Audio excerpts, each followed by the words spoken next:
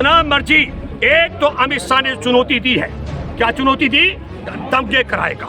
मैं फिर एक अपील करता हूँ हर एक कर्नाटक वासी से, जहाँ कहीं दंगा हो और सुप्रीम कोर्ट में बैठे जज जो केरला स्टोरी को सुन रहे हैं, मैं अपील करता हूँ मेरी बात भी सुने। तत्काल इसके अमित शाह के खिलाफ गुजरात और कर्नाटक में दंगा फैलाने का मुकदमा दर्ज किया जाना चाहिए।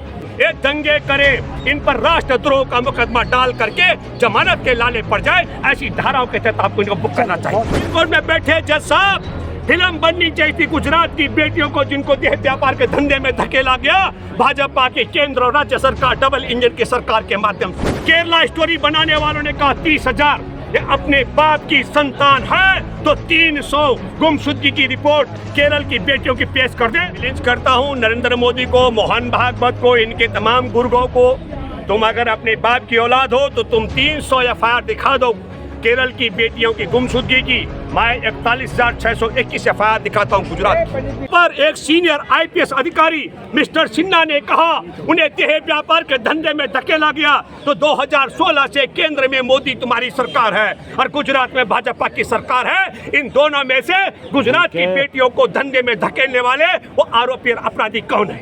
और ये तो 2000 राष्ट्रीय अपराध ब्यूरो की रिपोर्ट है, एक की एफआईआर है गुमशुदगी की 2021 की, और 22 और 23 की रिपोर्ट अभी निकालनी बाकी है। अगर वो रिपोर्ट भी हम निकाल दें, ये आंकड़ा 60,000 गुजराती बेटियों का हो सकता है।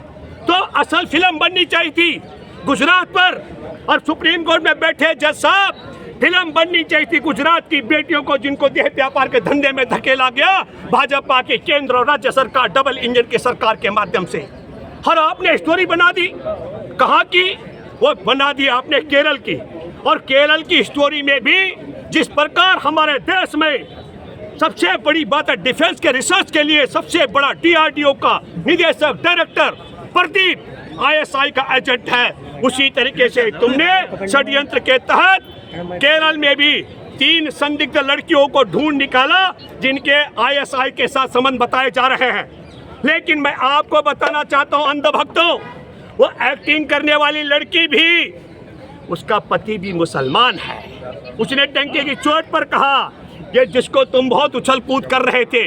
तो मैं सुप्रीम कोर्ट में बैठे जजों से अपील करता हूं, लापता होती हो गुजरात की बेटियां, राष्ट्रीय अपराध ब्यूरो की रिपोर्ट के मुताबिक एफआईआर दर्ज हो हर थाने में 41,621 की, तब मैं कहना चाहता हूं सुप्रीम कोर्ट में बैठे मुख्य न्यायाधीश जी, तमाम जिन जजों ने इसकी सुनवाई की उनसे मैं अपील करता हूं, आप कहें तो मैं 41,621 गुजरात की बेटियों की लापता की एफआईआर की सूची पूरी कॉपियां सुप्रीम कोर्ट में पेश करने की ताकत रखता हूं। आप पूछिए केरला स्टोरी बनाने वालों ने कहा 30,000 ये अपने बाप की संतान है तो 300 गुमशुदगी की रिपोर्ट केरल की बेटियों की पेश कर दे, मैं मान जाऊंगा। रावत जी आज सुप्रीम कोर्ट ने झटका दिया है बंगाल सरकार को और तमिलनाडु सरकार को, जो वहाँ पे बैन किया गया था। तो सरकार ने कहा कि जब पूरे देश में चल सकता है तो ये जो केरला स्टोरी है वो तमिलनाडु में बंगाल में क्यों नहीं चल सकता है? देखिए नहीं, ये गलत। अगर आपने कहा, मैं सुप्रीम कोर्ट में बैठे जजों से अपील करता हूँ, हम कह रहे हैं जज भी देखेंगे। एक मिनट सुनिए, हम ये कह रहे हैं कि ये जो सवाल खड़ा कर रहे हैं कहाँ दिखाया जा सकता है, नहीं दिखाया जा सकता है, ये ठीक आपको बताना चाहता हूँ कहाँ। अरे भाई उत्तर प्रदेश टैक्स फ्री कर दिया, इसके पीछे रुचि की बात भी मैं कर रहा हूँ। प्रधानमंत्री भी चुनाव प्रचार में लगे हुए थे और चुनाव में वोट कम, और केरला स्टोरी की ज्यादा प्रचार प्रसार मोदी कर रहे थे। हम ये कहना चाहते हैं सुप्रीम कोर्ट में बैठे जजों को, हो सकता है अगर ये संज्ञान नहीं है कि 41,621 लड़कियां गुम हुई गुजरात की, तो फिल्म गुजरात पर बननी चाहिए ना। हम ये भी कहना चाहते हैं फिल्म अगर बेटियों के लापता गुम होने की, और उसमें कौन गारंटी है कितने आईएसआई के साथ जोड़ दिए होंगे, कितनों को आईएसआईएस के साथ जोड़ दिया होगा, क्या गारंटी है जब हमारे देश में आरएसएस का सबसे बड़ा कार्यकर्ता डीआरडीओ का निदेशक आईएसआई के लिए जासूसी कर सकता हो।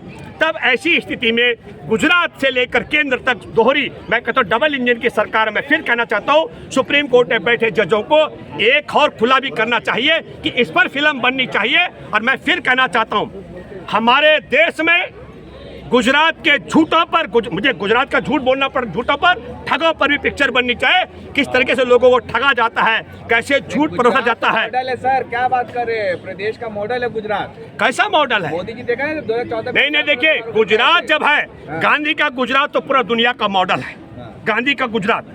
और आप अब मोदी के गुजरात का जिक्र करते हो।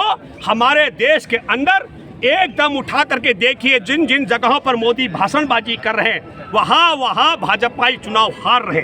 मैं कर्नाटक का भी जिक्र करूं, 72 सभाएं की हैं मोदी और अमित शाह ने, और कितनी सीटें उनको मिली हैं, और 49 सभाएं की हैं प्रियंका गांधी और राहुल गांधी ने, उनको ज्यादा सीटें मिली हैं। ये लोकसभा की तैयारी है। कौन सी वाली? ये जो आपके केरला स्टोरी नहीं, कर्नाटक में जो रिजल्ट आया है, लोकसभा की तैयारी है। देखिए कर्नाटक, हाँ देखिए, मैं तो ऐसा भी देख रहा, कई मंद बुद्धि के लोग कह रहे हैं कि भाजपा ने परोस दिया है। मैं आपका राजनीतिक ज्ञान शुरू करता हूं। कई लोग सोशल मीडिया में गलत प्रचार कर रहे हैं। इस समय जब ये फ्री हैंड हो गए थे लोकसभा राज्यसभा में, हम कर्नाटक के मतदाताओं को बधाई देना चाहते हैं। कर्नाटक के मतदाताओं ने, जब इन्होंने मानेश्वर का जो सोन मानेश्वर है हत्यारा, उसको बजरंगबली के साथ जोड़ने का काम किया। कहाँ हनुमान और कहाँ ये इनके गुंडे बजरंगबली, उसको जोड़ने का काम। मैं आपके माध्यम से एक बात कहना चाहता हूँ, जितना मर्जी, एक तो अमित शाह ने चुनौती दी है। क्या चुनौती दी? दंगे कराएगा। मैं फिर एक अपील करता हूँ हर एक कर्नाटक वासी से, जहाँ कहीं दंगा हो, और सुप्रीम कोर्ट में बैठे जज जो केरला स्टोरी को सुन रहे हैं, मैं अपील करता हूँ मेरी बात भी सुने। तत्काल इसके अमित शाह के खिलाफ गुजरात और कर्नाटक में दंगा फैलाने का मुकदमा दर्ज किया जाना चाहिए।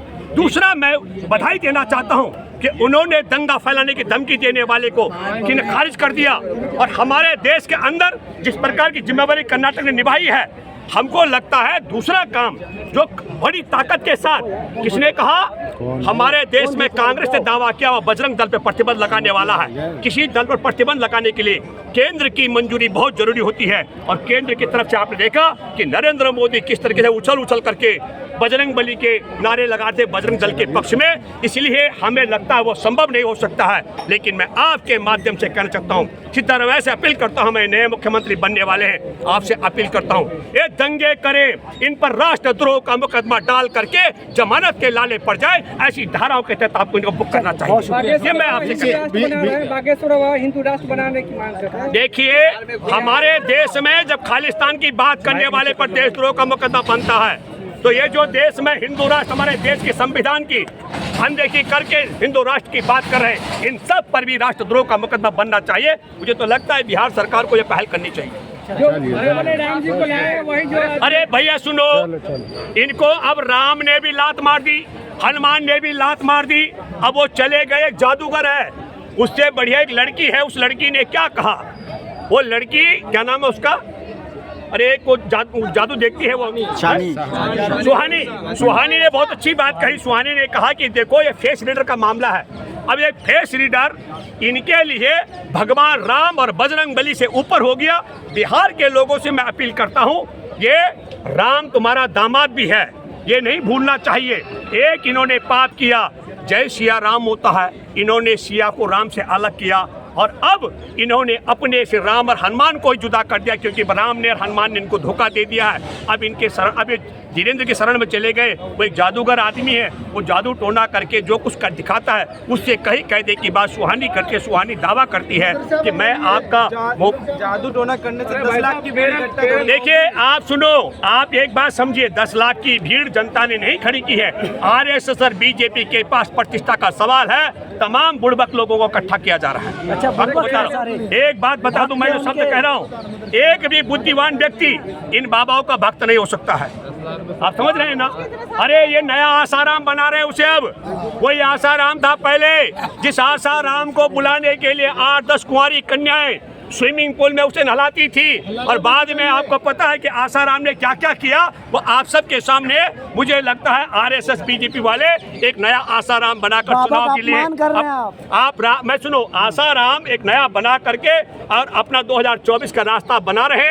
इन्होंने राम और हनुमान को ठोकर मार के उस एक जादूगर को आगे किया है। ये जनता को तय करना है कि इनके राम का, इनके हनुमान का अपमान करने वाले सिया का, बिहार की मैं जनता की बात कर रहा हूँ, सिया का अपमान करने वाले को आप लोगों को नहीं है, बाबा धीरेन्द्र रामदेव शास्त्री कहाँ है है। आजकल? अरे मैंने कह दिया आपको, ये बदल गया आसाराम जेल में, अगली बार धीरेन्द्र जाएगा ना, चिंता क्यों कर बाबा रहे हो? रामदेव कहाँ है आजकल? हाँ जी, बाबा रामदेव बाबा रामदेव अपने धंधा कर रहा, दुकानदारी चला रहा बढ़िया तरीके से। साहब केरल स्टोरी के लिए मैं 32,000 आंकड़ों के लिए डिस्क्लेमर लगेगा।